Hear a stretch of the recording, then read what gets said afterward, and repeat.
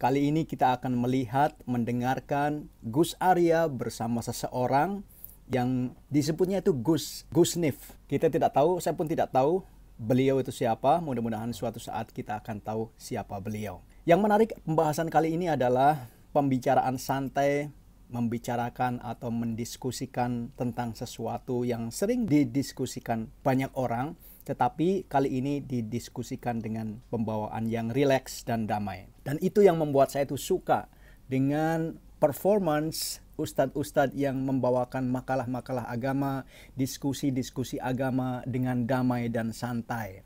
Seperti Gus Baha, seperti umumnya kiai-kiai yang berwawasan Nusantara, berwawasan NKRI, mereka membawakannya dengan damai dan penuh kepercayaan diri. Tidak teriak-teriak dan tidak menakutkan. Itu yang penting. Sekaligus mohon izin Gus Arya, Gus Nif, mohon izin videonya di re-upload. Matur suwun Gus. Assalamualaikum warahmatullahi wabarakatuh. Selamat menonton kawan. Jadi begini Gus, berarti kemarin se-Indonesia setiap tahun kalau zakat fitrah pakai beras dan uang 25.000 berarti bid'ah semua. Dan itu Islam Nusantara. Itu Islam Nusantara, ya. Bid'ah semua. Orang yang di Indonesia bid'ah semua berarti. Ya. Termasuk habibnya? Iya, bid'ah semua. Termasuk ulamanya? Iya, bid'ah semua. Tapi bid'ah hasanah. Bid'ah hasanah. Dan itu salah satu bukti Islam Nusantara. Itu bukti zakat fitrah itu Islamnya, pakai beras itu budaya makannya orang Nusantara. Hasan sama Husain, dua orang ini cucunya Nabi. Nah ini para penggemar habaib, pecinta habaib kayak kita orang mengaca sama ini. Karena mereka moyangnya para habaib. Dua orang ini cucunya Nabi. Sayyidina Hasan Husain ini suatu saat namanya manusia pernah terlibat perbedaan paham, perselisihan. Satu hari saling mendiamkan. Di hari yang kedua, Husain selaku adik itu mutus orang bawa surat kepada kakaknya Hasan. Ketika mutus surat itu, isinya surat, Mas Hasan, kita berdua ini cucunya Nabi. Dan Nabi mengatakan tidak halal alias haram bagi seorang muslim, apalagi saudara, saling mendiamkan lebih dari 2 hari. Ini sudah hari kedua. Sudah hari itu, 1 hari lagi kita sudah tidak boleh saling mendiamkan. Lebih-lebih kita cucunya Nabi. Kalau bukan kita yang memberi contoh kepada umat, terus siapa lagi?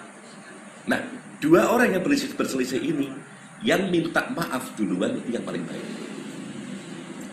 Sesungguhnya saya pengen datang ke tempat jenengan sebagai kakak saya. Jenengan kakak saya, pengganti orang tua saya mau cium kaki jenengan minta maaf. Tapi kalau itu saya lakukan, berarti kemuliaan ada di saya. Karena saya yang meminta maaf. Maka saya minta dalam hal kemuliaan, jenengan harus lebih mulia dari saya. Jenengan datanglah ke saya untuk minta maaf. Ini kan ilmu kan? Ditanggapi oleh Sayyidina Hasan dengan ilmu lagi. Tanpa emosi. Beliau langsung, oh ya, terima kasih saya diingatkan oleh adik saya. Ngomong sama ibu saya, sampaikan nanti ya sama majikanmu, kepada sama gurumu, nanti sore saya datang. Kira-kira hal ini kalau terjadi di zaman sekarang mungkin enggak kira-kira?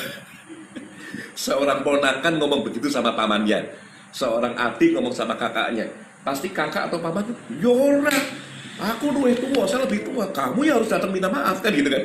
Iya. Nah ini namanya ilmu dan emosinya masih menang emosinya. Itu pentingnya ilmu. Ya harusnya ketika sudah berilmu, ilmu ini bisa mimpin egonya, mimpin emosinya. Itu yang dikatakan ilmu yang bermanfaat. Goalnya santri itu apa? Harus jadi kiai? Ya tidak. Nah, sekarang kalau pesantren Lirboyo, santrinya sekian belas ribu, semua jadi kiai semua. Yang mau jadi santri siapa terus? Mereka ketika pulang yang penting mereka bawa ilmu, sudah bawa ilmu, mau jadi pedagang ya pedagang yang baik, politisi ya politisi yang baik, pejabat ya pejabat baik, ormas ya ormas yang baik. Tidak harus jadi kiai. Nah, yang kedua diamalkan, berarti diamalkan ke dirinya dan minimal keluarganya kan itu. Salah satu metode yang diajarkan di pesantren-pesantren salaf dulu sampai sekarang kan pakai kitab-kitab salah, kitab-kitab kuning. Itu di zaman Nabi kan nggak ada, Gus. Itu kan mengarah ke bid'ah ya, bahwa sesuatu yang tidak ada di zaman Nabi itu mengarah ke bid'ah. Dan segala yang bid'ah itu mengarahkan kita ke neraka gitu. Yang saya dengar dari saya sempat ngaji di YouTube kan seperti itu. Itu gimana, Gus? Nah, kalau kitab kuning ini penjelasan para ulama tentang isinya Quran hadis. Karena Quran hadis itu begitu global, harus diudari lagi, dijelaskan. Maka ada muncul ilmu fikih, tauhid dan sebagainya. Nah, ini berdasarkan pemikiran para ulama, mempermudah umat untuk memahami. Jadi kitab kuning ini ya penjelasan dari isi Quran. Anda mau sholat maghrib itu waktunya kapan ya? Kemudian Anda cari sendiri di Quran hadis sampai kiamat kurang 2 hari belum tentu ketemu. Berarti nggak apa-apa, Gus? Gimana? Nggak bid'ah. Bukan bid'ah, bukan nggak apa-apa lagi. Wajib harus lewat panduan itu. Contoh lagi, di Indonesia semua kalau zakat fitrah pakai beras. Sejauh ini saya mengaji belum pernah ketemu hadis Kanjeng Nabi zakat fitrah pakai beras. Kalau di zahirnya hadis, lafadznya hadis, Kanjeng Nabi pakainya kurma sama gandum. Nah, Anda baca kitab hadisnya, terjemahannya kurma gandum. Kenapa disimpulkan beras? Loh, ini hasil kesimpulan ulama.